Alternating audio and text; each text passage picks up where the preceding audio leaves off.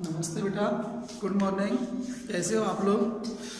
देखिए बेटा, आज अब तक हमने पिछली वीडियो में अनुप्रास अलंकार पढ़ लिया था। यमक अलंकार की चर्चा हमने की थी, जहाँ पे कोई शब्द एक से अधिक बार आता है, उसके अनेक अर्थ निकल के आते हैं, वहाँ पे यमक अलंकार होता है। उसके दो भेद होते हैं, अभंग होता है, सभंग होता है।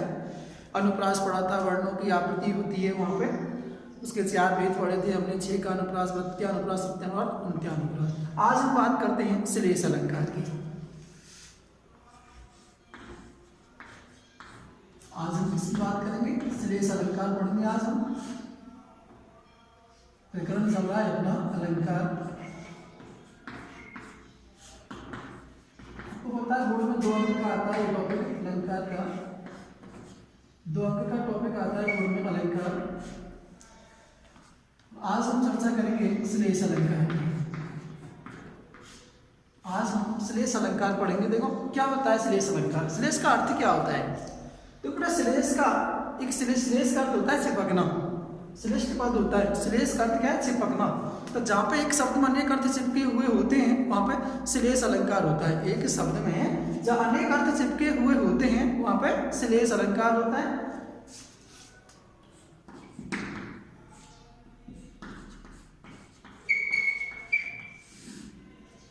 देखिए आप, एक शब्द हो जहां,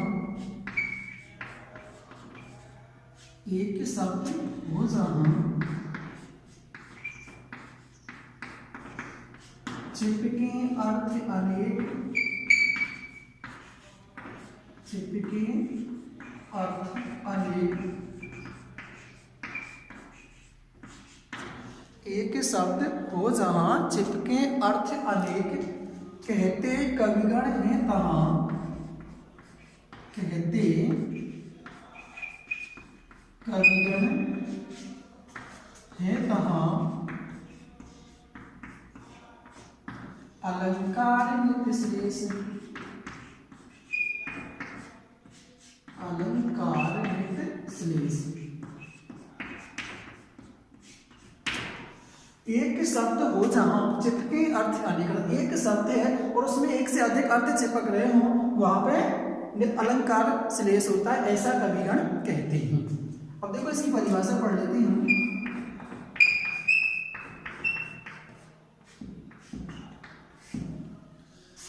परिभाषा की हम बात करें तो काव्य पंक्ति में जब कोई शब्द, काव्य पंक्ति में जब कोई शब्द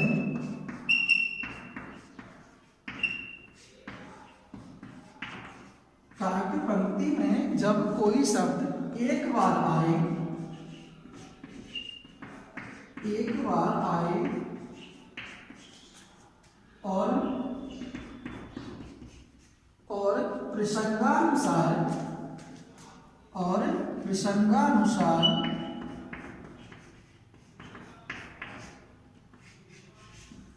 कोई शब्द एक बार आए और प्रसंगानुसार उसके अनेक अर्थ, उसके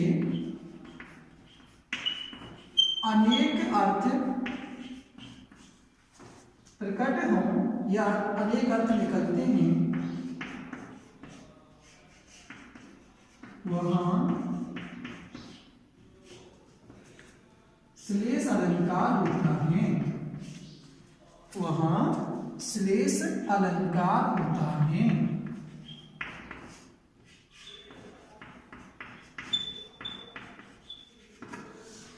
काव्य पंक्ति में जब कोई शब्द एक बार आए और प्रसंगानुसार उसके अनेक अर्थ लिए जाएं या एक से अधिक अर्थ जहाँ पे लिए जाते हैं वहां पे श्लेष अलंकार होता है, ऐसा कविगण कहते हैं। या आप इसकी दूसरी परिभाषा भी पढ़ सकते हो, अथवा इसकी आप दूसरी परिभाषा भी हम यहाँ पे आसानी से पढ़ सकते हैं। जैसे देखो, जब किसी पद में प्रयुक्त एक ही शब्द की, जब किसी पद में प्रयुक्त एक ही शब्द के जब किसी पद में प्रयुक्त एक ही शब्द के अलग अलग संदर्भ के अनुसार अलग अलग संदर्भ के अनुसार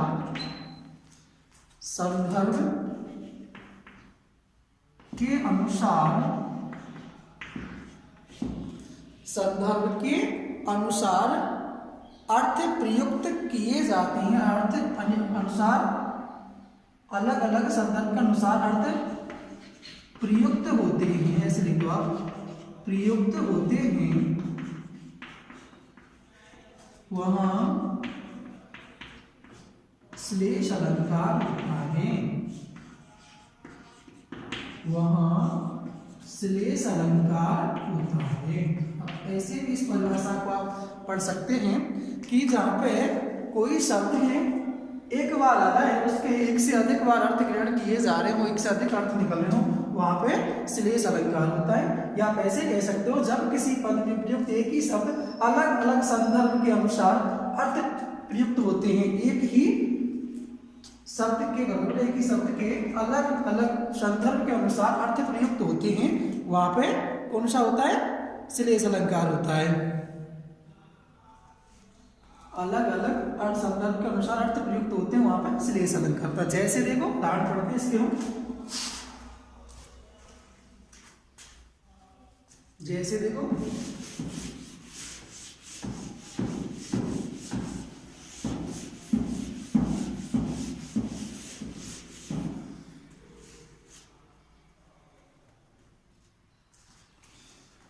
देखो उदाहरण जैसे रही मन पानी राखिए, रही मन पानी राखिए, बिनु पानी सब सून, बिनु पानी सब सून, पानी गए न उबरे, पानी गए न उबरे, मोती मानुष चून, मोती मानुष चून। रहीमन पानी राखिए, बिनु पानी सब सून, पानी गए न उबरे, मोती मानुष चून। देखो यहाँ पे जो पानी शब्द है, ये पानी शब्द यहाँ पे एक श्रेष्ठ पद के रूप में काम कर रहा है। श्रेष्ठ का अर्थ क्या होता है? श्रेष्ठ का अर्थ होता है चिपकना। मैंने पहले भी आपको बताया, चिपकना। एक श्रेष्ठ पद के रूप में काम कर रहा है यहाँ पे पानी शब्द है, क्योंकि एक तीन शब्दों के अर्थ के रूप में प्रयुक्त हो रहा है। देखो जो पानी के संदर्भ है, ये पानी शब्द है, जो पानी जो शब्द है वो मोती के संदर्भ में, मानुष के संदर्भ में और चून के संदर्भ में अलग अलग अर्थ प्रकट कर रहा है। देखो पानी गए ना उबरे, पानी जो शब्द है, हमें नीचे की लाइन से मतलब रखो, ऊपर के छोड़ो। एक तरह से नीचे की लाइन से आप लेंगे, पानी गए ना उबरे, मोती मानुष चून। ये जो पानी है ना, ये श्रेष्ठ पद के रूप में काम कर रहा है। इसके रूप में ये शब्द श्रेष्ठ पद के रूप में काम कर रहा है। तो यहाँ पर देखो पानी, मोती के अर्थ में होगा चमक। मोती के संदर्भ में पानी का अर्थ क्या होता है? चमक होता है। मानुष, पानी का मानुष के अर्थ में क्या होगा बेटा? इज्जत, इज्जत। और पानी चून के अर्थ होता है आटे में जो गूंथा जाता है, पानी काम में लिया जाता है, वो आटे के रूप में गूंथने के काम में लिया जा रहा है। तो ये पानी जो शब्द है श्रेष्ठ पद है। एक शब्द में अनेक अर्थ छिप रहे हैं इसके लिए, इनके संदर्भ में अलग अलग अर्थ के रूप में पानी शब्द प्रयुक्त हो रहा है। मोती के अर्थ में अलग, मानुष के अर्थ में अलग, चून के संदर्भ में अलग हो रहा है। इसलिए यहाँ पे कौन सा होगा? ये श्लेष अलंकार होगा। तो अलग अलग अर्थ की प्रतीति करा रहा है हमें यहाँ पे, तो इसलिए यहाँ पे कौन सा होगा? श्लेष अलंकार होगा। इसमें कौन सा होगा? श्लेष अलंकार होगा। अब देखो हमने जैसे यमक के भेद पढ़े थे, ऐसे श्लेष के भी दो भेद होते हैं, अभंग श्लेष और सभंग श्लेष। आप इसको ऐसे लिख सकते हो, श्लेष अलंकार के भेद। श्लेष अलंकार के भेद। देखो श्लेष अलंकार के कितने भेद होते हैं? दो भेद होते हैं। आप ऐसे लिख दो, इसके दो भेद हैं, इसके दो भेद हैं। कौन कौन से? नंबर एक होता है अभंग श्लेष, अभंग श्लेष होता है और दूसरा कौन सा होता है, सभंग श्लेष। दो भेद होते हैं इसके, अभंग श्लेष होता है और दूसरा सभंग श्लेष होता है। देखो हम पिछली वीडियो में भी हमने चर्चा की थी, भंग ए यहाँ उपसर्ग है जो किसके अर्थ में काम करता है, विपरीत के अर्थ में काम कर रहा है, तो नहीं है, विपरीत के अर्थ में काम करता है भंग खंड। जिसके खंड नहीं हो रहे हैं वो कौन सा है, अभंग है, और जिसके खंड हो जाते हैं वो कौन सा है, सभंग होता है। तो दो होते हैं, अभंग श्लेष और सभंग श्लेष। जिसके खंड नहीं होते, जिसके से खंड नहीं हो रहे देखो इनके, तो ये अभंग श्लेष के अंतर्गत आता है ये उदाहरण। जिसके खंड हो जाते हैं वो सभंग के अंतर चला जाता है, शब्द के टुकड़े जहाँ पे हो जाते हैं वो सभंग के अंतर्गत जाता है। तो यहाँ पे देखो पहला पढ़ेंगे नंबर 1 हम अभंग श्लेष। अभंग श्लेष डाल देते हैं हम।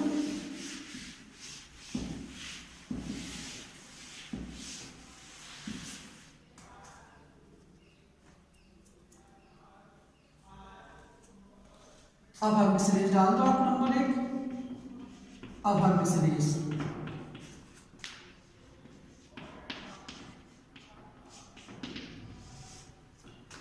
अभंग श्लेष पढ़ेंगे। जब किसी पद में, ऐसे कह दो आप, जब किसी पद में प्रयुक्त, जब किसी पद में प्रयुक्त, जब किसी पद में प्रयुक्त श्लेष, जब किसी पद में प्रयुक्त श्लिष्ट, श्लिष्ट कर दो इसको आप, श्लिष्ट शब्द कर दो, श्लिष्ट शब्द, श्लिष्ट शब्द, जब किसी पद में प्रयुक्त श्लिष्ट पद के टुकड़े किए बिना ही, श्लिष्ट शब्द के टुकड़े किए बिना ही, टुकड़े किए बिना ही, जब किसी पद में प्रयुक्त श्लिष्ट शब्द के टुकड़े किए बिना ही अर्थ लिया जाता है या अर्थ प्रयुक्त हो जाता है, टुकड़े किए बिना ही अर्थ ग्रहण किया जाता है, अर्थ ग्रहण किया जाता है, वहां अभंग श्लेष होता है, वहां अभंग श्लेष होता है।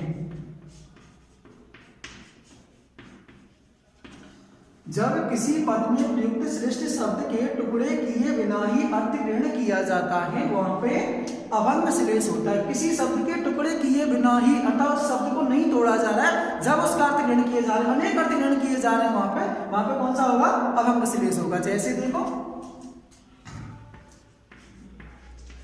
किसी शब्द के टुकड़े किए बिना ही जहां अर्थ ग्रहण किया जा रहा है, वहां पे कौन सा होगा, अभंग श्लेष होगा। जैसे देखो पहला ही दुआ है, आपने अध्याय 4 में पढ़ा है बिहारी जी का, मेरी भव बाधा हरो, मेरी भव बाधा हरो,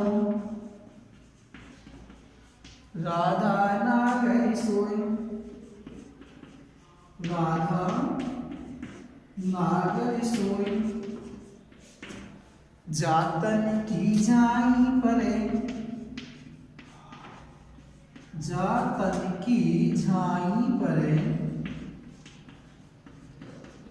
श्याम हरित दुति कोय, श्याम हरित दुति कोय, मेरी भव बाधा हरो, राधा नागर सोए, जातन की झाई परे, श्याम हरित दुति होय। देखो बेटा झाई शब्द है, श्याम शब्द है और हरित दुति शब्द है, ये श्रेष्ठ पद है।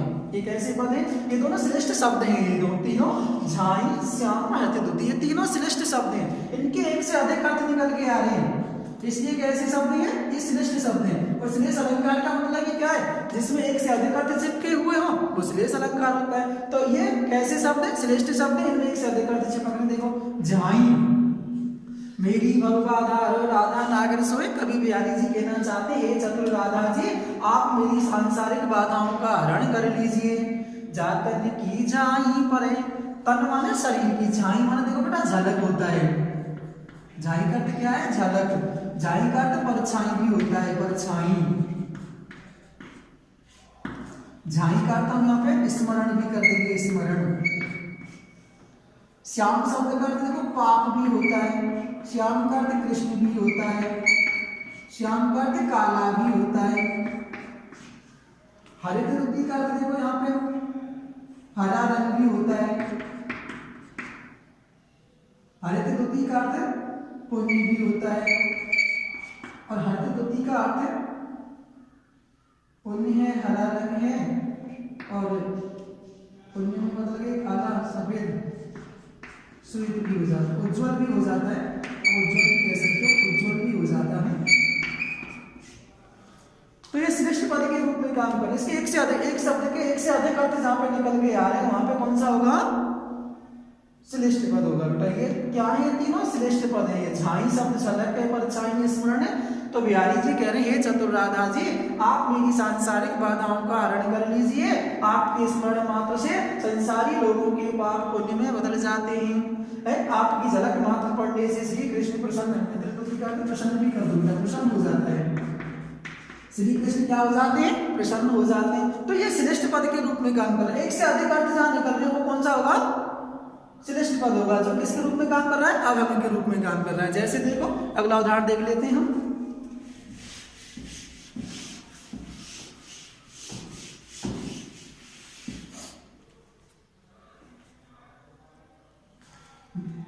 नर और नल नीर की, नर और नल नीर की गति एक कर जोए, गति एक कर जोए, जे तो नीचो है चले, जे तो नीचो है चले, ते तो ऊंचो होए, ते तो ऊंचो होए। नर और नल नीर की गति एक कर जोए, जे तो नीचो है चले, ते तो ऊंचो होए। इसमें कवि बताना चाह रहा है कि जैसे जैसे नर और नल नीर की, नर नल नीर की मनुष्य की और नल के पानी की गति एक जैसी होती है। जे तो नीचो है चले, अर्थात जो मनुष्य होता है नीचो, नीचे, नीचे का देखो, जे तो नीचो है चले, नीचे अर्थात झुकना, झुक करके चलना, नीचो गहराई में, ते तो ऊंचो हुए, ऊंचो ऊपर।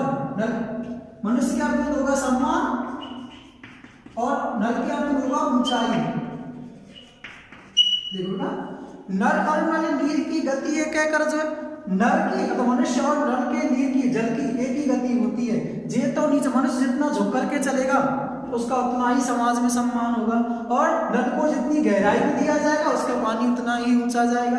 तो ये किसके रूप में काम कर रहे हैं? यहाँ पे श्रेष्ठ पद के रूप में काम कर रहे हैं। किसके रूप में? श्रेष्ठ पद के रूप में काम कर रहे हैं। इसलिए यहाँ पे कौन सा है? अभंग श्लेष होगा, क्योंकि टुकड़े नहीं हो रहे, सीधा ग्रहण किया जा रहा है यहाँ पे, इसलिए अभंग श्लेष होगा। कौन सा होगा?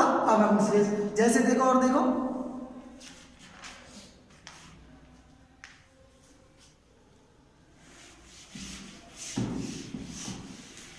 अगला उदाहरण देखते हैं हम। देखो हरण 3 डाल दो आप। जहां गांठ तहां रस नहीं, जहां गांठ तहां रस नहीं, यह जानत सब कोई,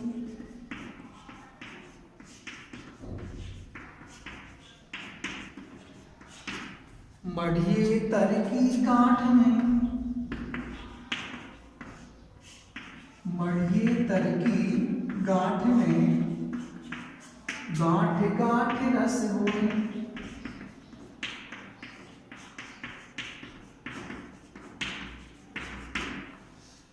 जहां गांठ ता रस नहीं, ये जानत सब कोई, मढ़िए तर की गांठ में, गांठ गांठ रस होए।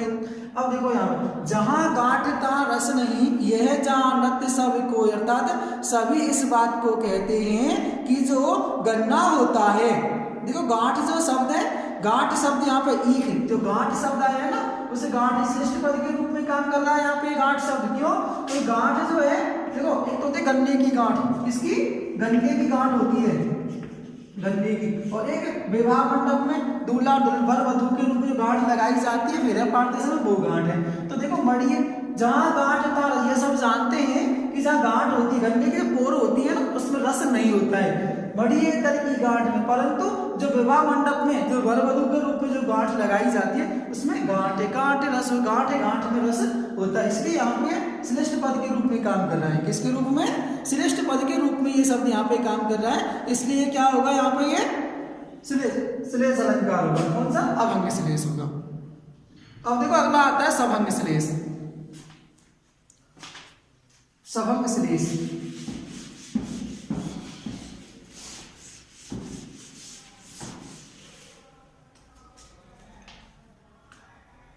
सभंग श्लेष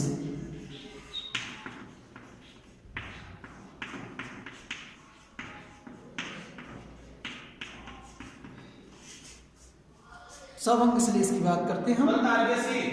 जब किसी पद में किसी श्लिष्ट शब्द के जब किसी पद में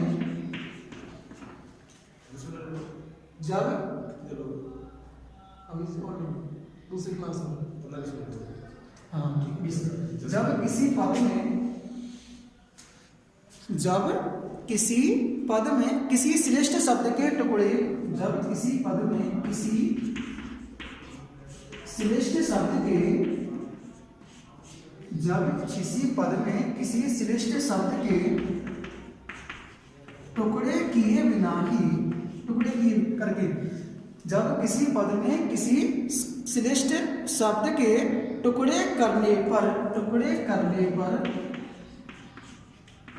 एक से अधिक अर्थ ग्रहण किए जाएं, एक से अधिक अर्थ ग्रहण किए जाएं, वहां सभंग श्लेष होता है, वहां सभंग श्लेष होता है। जब किसी पद में किसी श्रेष्ठ शब्द के टुकड़े करने पर एक से अधिक अर्थ ग्रहण किए जाएं, वहां पे कौन सा होता है? सभंग श्लेष होता है। जैसे देखो, जैसे उदाहरण देखो, पहला पढ़े नंबर 1। जैसे देखो कैसे होता है, क्या चिरजीवो जोरी जोरे, चिरजीवो जोरी जोरे, चिरजीवो जोरी जोरे, क्यों न सने गंभीर, क्यों न सने गंभीर, को घटिए प्रस भानुजा, को घटिए प्रस भानुजा, वे हलधर के वीर, वे हलधर के वीर। चिरजीवो जोरी जोरे, क्यों न सने गंभीर, को घटिए प्रस भानुजा, वे हलधर के वीर। देखो इसमें दोनों शब्द हैं, ये दोनों शब्द एक श्रेष्ठ पद के रूप में काम कर रहे हैं बेटा। किसके अर्थ में? श्रेष्ठ पद के रूप में ये दोनों शब्द काम कर रहे हैं। ब्रस भानुजा और हलधर शब्द है। देखो ब्रस भानुजा, ब्रस भानुजा, वृषभ प्लस अनुजा। वृषभ मान होता है बैल और अनुजा मान होता है बहन छोटी। वृषभ बैल की बहन कौन होगी बेटा? गाय।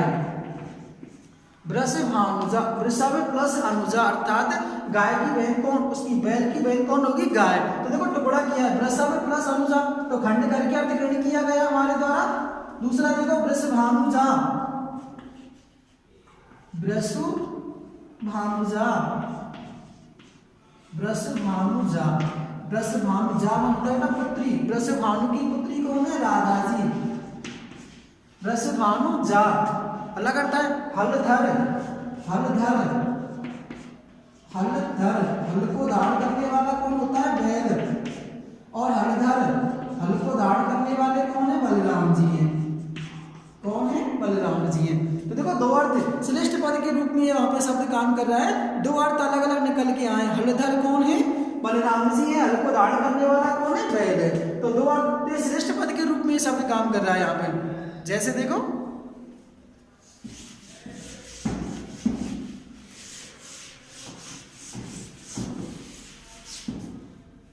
प्यारी जी का दोहा देखो, अजो तरो नाही रहो, अजो तरो नाही रहो, श्रुति सेवत एक रंग, श्रुति सेवत एक रंग, श्रुति से अजो तरो नाही रहो, श्रुति सेवत एक रंग, नाक वास बेसर रहो, नाक वास बेसर रहो, बस मुख तन के संग, बस मुख तन के संग, अजो तरो नाही रहो, श्रुति सेवत एक रंग, नाक वास बेसर रहो, बस मुख तन के संग। देखो तरो ना, इस श्रेष्ठ पद के बेटा दो अर्थों में सिर्फ तरो ना अर्थात तरो प्लस ना, अर्थात तरा नहीं है, उद्धार नहीं हुआ है, तरा नहीं। और तरोना का क्या होता है? कान का आभूषण।